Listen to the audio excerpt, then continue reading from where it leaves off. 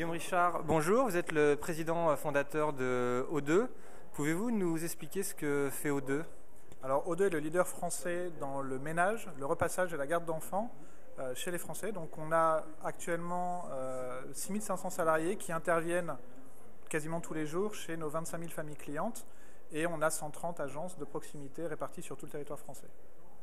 Alors, peut-on être entrepreneur dans les services à la personne? Bien évidemment, on peut être entrepreneur dans les services à la personne et il y a plus de 26 000 entrepreneurs qui se sont lancés dans les services à la personne.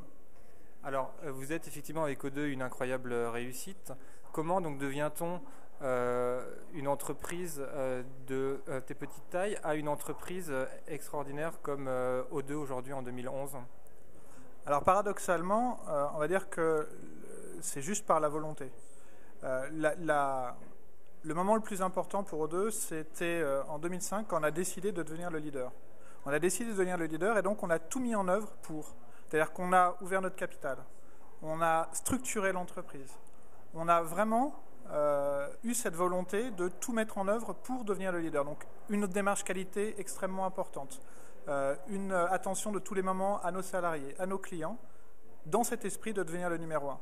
Et là-dessus, on s'est inspiré d'un des grands philosophes des temps modernes, Amel Bent, qui nous dit « viser la lune, ça ne me fait pas peur ». Et bien c'est exactement ça. C'est-à-dire qu'à partir du moment où on a décidé d'être le numéro un, on a mis en place tout ce qu'il fallait pour. Alors vous avez parlé aujourd'hui de 25 000 entreprises et dans les services à la personne. Une personne qui souhaiterait entreprendre aujourd'hui, est-ce que vous pensez que c'est encore un secteur où il faut aller ou en 2011 c'est trop tard? Je ne pense pas qu'il soit trop tard. Il n'est jamais trop tard pour bien faire, d'abord. Il y a bien évidemment encore des opportunités parce que le secteur des services à la personne est un secteur qui est immense.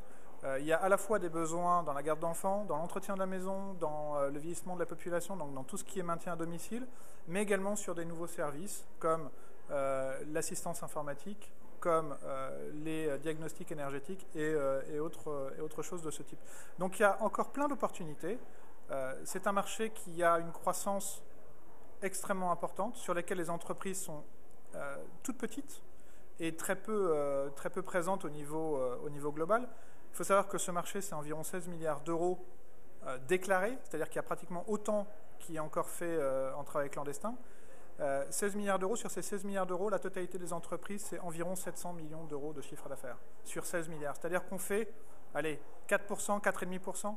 Donc ça veut dire qu'il y en a encore des possibilités de croissance absolument phénoménales dans ce secteur. Donc bien évidemment, il y a encore de la place et il y a de la place pour tout le monde. Alors comme le blog du Figaro s'appelle Parole d'entrepreneur, j'ai coutume de finir par la parole d'entrepreneur.